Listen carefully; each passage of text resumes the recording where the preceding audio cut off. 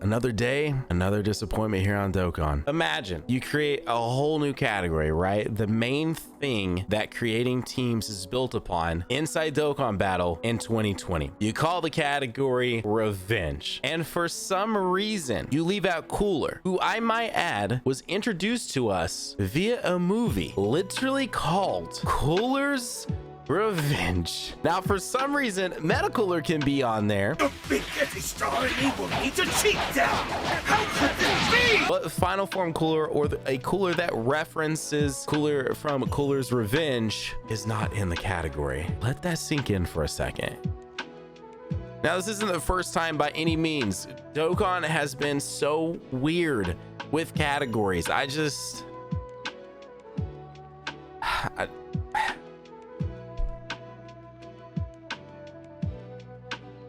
No, but for real though, I do really like this Bardock. It is just so...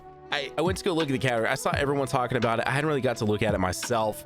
Of course, we are going to check out a little bit of Bardock today. What kind of person would I be if I wasn't going to at least like try him out, try his team out? And I built something out here that I think is going to be a little bit of fun. There we go. I found one I actually like. So here's the team that I've built out. An alternative to that Super Saiyan 3 Bardock could be like Kid Goku. Really good unit to bring along for pre-transformation Bardock because he's a low class warrior. Anyways, this is the team that we are bringing. So outside of Cooler, which is a very, very, very obvious sort of unit to omit from a revenge category, the low class warriors and stuff like that, the other boost that you get from Bardock, which by the way, Bardock's boost is dope, right? If you haven't been paying attention to Dokkan lately, Bardock actually boosts by Ki +4, which is super sick. So like linkage and stuff isn't as big of a deal with this unit, which is really, really nice. Actually, you know what? We'll leave it just like it is. And then we'll pick up these green orbs and pick up those blue orbs. And of course, we're over on the global side because I really wanted to hop in on global, which then again brought me back to some other issues right now that's happening, especially on the global side of the game. But even outside of Cooler, like you would have thought probably like AGL Gohan was there. The fact that they included like Giro and like 16 but not like 17 and 18 is weird, because obviously, especially if you're including 16, like he was, you know, programmed to get Goku or to kill Goku, but like obviously that's like the goal of 17 and 18 as well. So it's just like, it's strange that they left them out. Like I said, LR Gohan, I feel like you could have obviously included the Transforming Goku, which you can put Transforming Goku in this Bardock on a team anyway, but it would have been really, really cool to have had them together on this team and not have to run it on like a separate team. That would have been cool in my opinion to do. So that's another one. And then they included SR, like the strike unit Mecha Frieza, but then they didn't include LR Mecha Frieza and King Cold. I don't get that. That's weird. That's weird too. So you know, and like I said, like the category system has been a thing now. We're coming up on close to 3 years. I do personally like that they went with categories. Like obviously there's going to be a limitation if they just stuck with like typings. There was obviously something they were going to have to do that would keep the game somewhat interesting and making us want to come back and build different teams, etc., etc. And their answer to that was creating categories. And for the most part, categories really are fun. And I personally have no issues with it. I know some people, I've saw some people kind of like, what's going to be the next thing? You know, I'm honestly totally okay with where we're at. But at the end of the day, just make them like fit right. Like the units that are obviously should be in these certain categories, like put them in it. And the thing that I don't get is like, what do they benefit by not including these units? Like I think you could almost even make an argument for like full power Frieza as well. You can make an argument for a lot of units. And you know, obviously, like did I really need another category to run Cooler on? No, not really. I've been running him so freaking much on so many categories, but it would have been cool, right, to have had him here, especially since he and Bardock work so like their kits are so closely related. It'd been kind of neat to have had them both on the same team with actual Bardock's actual revenge category. All right, let's try out these actives. Do we do both of them right here, just like back to back? I guess we do. Let's just do both of them here back to back.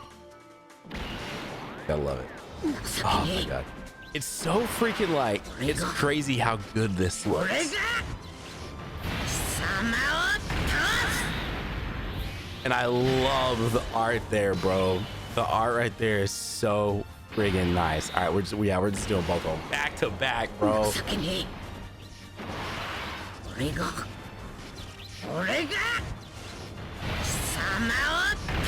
Hey, yeah, I love that art. We need more art that looks like that, because that looks sick, bro. Okay, all right, let's do this. Let's see how is Bardock's defense right now. 116 and 143. Okay. I might should leave the guest / friend on rotation, but it'll be alright.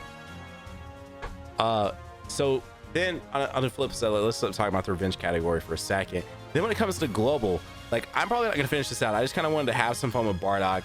There's no way I'm going to pass up an opportunity to make an actual gameplay video over Bardock. But why is global so far behind on so much content? I feel like I hopped over here and I was like, ooh, what can I do? I was like, I don't really feel like doing a legendary Goku event video, you know? I was like, but Infinite History, there's only two events right now, and they didn't give global like extreme SVR. So I was like, well, I guess I'm just gonna do this right here. So this is what we're doing.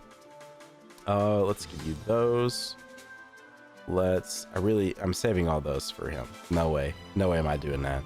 By the way, guys, as you know, we just activated 2 freaking Bardock transformations. We're about to get off at 24 key with this freaking bro. If you guys are new to my channel, you're enjoying the video so far, you might go down there, hit that subscribe button, join #NanoFam today. You might also hit that like button. What I would like to try and do before we end this video is take enough damage that we can have a rotation with the Super Saiyan 3 Bardock, Super Saiyan 3 Bardock with his passive active, so below 70% HP, and the physical Trunks as well. I think that would be super friggin' dope. So we'll see if we can make that happen. And my Bardock, as well as I probably cut it out, but the friend that I found is a 69% Bardock, and my Bardock is also 69%. So whatever we're able to see them do is just a Bardock with only 1 dupe. So basically this rotation, so we're gonna try and take enough damage to where this rotation next time we're actually getting the full boost, and we'll see what all they can do. However, we will still see some boost here, right? Like literally right now. So let's see what this Bardock can do with the support of that. Hey, 2.7 million. That is not bad. A non-rainbowed unit that can transform as easily as him. I mean, his transformation conditions are great, dude. His transformation conditions are fantastic. They really killed it with this unit overall, minus the revenge category, which does reflect the unit a little bit. However, like, him as a low class warrior lead, super dope. Like, that was a category that really needed some love and some attention and a proper leader, and we actually have it now, which is really, really nice that they did that. It's just so weird what they'll drop the ball on. And like a game that's single player, like, there's no real, I'll see people occasionally throw out the words balancing or something of that nature, and I'm like, what are you talking about? Because this is a single player experience. Now there's been rumors for some sort of like multiplayer feature in this game for like a long time. That's not just you fighting like clones of other players in World Tournament. But until that actually happens, I mean, and again, Akatsuki knows what they're doing for like probably years in advance. Not sure, like, we got that confirmed. I've been saying that for a long time. We finally got that confirmed around year 4. Akatsuki is working like on a roadmap a year out from now. Like, they already know what they're doing for year 6. They probably are already working on whatever they're doing for like September-ish area, the million download celebration they typically do in like 2021. Like, they're working so far ahead from where we're at right now. But like, so they know to an extent, but we aren't there yet. And so if it's a quote unquote balancing thing, like, that makes like, it makes no sense to me. So anyways, single player game, I don't really understand it. It seems like the more viable you make your categories, the more people are going to want to summon and get these different characters and all of that. So just make the categories more viable, include the units that it just obviously makes sense to include. And I'm sure, like, even right now, like, I'm probably missing some characters. Like, I'm probably not thinking of some characters that could easily be in this revenge category. Speaking of which, if you want to let me know some that you think should be included that I missed, or you just want to even like expand on some of the ones I mentioned, feel free to go down in the comment section right now. Let me know, who do you think should have been in the category that got missed out. And it's just like, I don't get it, man. I don't get it. But yeah, when I finally like hopped on and I took a look at the category, like I was just like, wait, what? Why did I not just give that freaking Dokkan attack to them? Oh well, it's fine. And I was just like, wait, why? I was so confused, because when I heard revenge, I was like, oh yo, another category to run. Why did I just miss that? Another category to run Cooler on. Hey, and then I get on there to look, and I'm like, wait, where's Cooler? Oh, he's not here. Great, cool. Now my day's ruined. No, not really, but still, I was just so baffled by it all. Anyways, guys, if you've checked out Bardock for yourselves, what are your thoughts on him? I think he's a fantastic unit. I think he's great. As I just mentioned earlier, I think they really like nailed this unit. If you take away, you know, the revenge category, I think they really did. I mean, anytime that these units can transform after, you know, just 3 or 4 turns is great. And the fact that he even has a condition where he can transform basically immediately, that's dope. That is super dope. 298 frozen patties later. Yo, we got the rotation. Okay, we are absolutely good to go here. I really don't think it matters too much. No, it doesn't. Okay, so let's pick this up, and then pick this up. All right, sweet. So we're under 70% HP, so we're getting the attack plus 40% to all super class allies from, yo, over 3 million attack on a 69% Bardock. That is freaking sick, bro. Now, granted, these are very specific conditions, right? It took us being below 70% HP with a Super Saiyan. What? Dude. Okay, I said this in my summoning video. I'm going to say it again. That Super Saiyan 3 Bardock has aged so well. I know there's a lot of units around his time that are still very good, still very viable, still really nice to use, but bro, that unit is so freaking good. Hang on, I want to do Broly's active, and then that's the video. Let's do Broly's active. There's no real reason right now to go, you know, all the way through this. It's infinite history. I just wanted to have some fun. I wanted to try the revenge category out, try the new Bardock out, and just have some fun with them, because there's no way, man. A brand new global unit that released on the same time as JP. I had to make a video on global. We had to try it out. Okay, all right.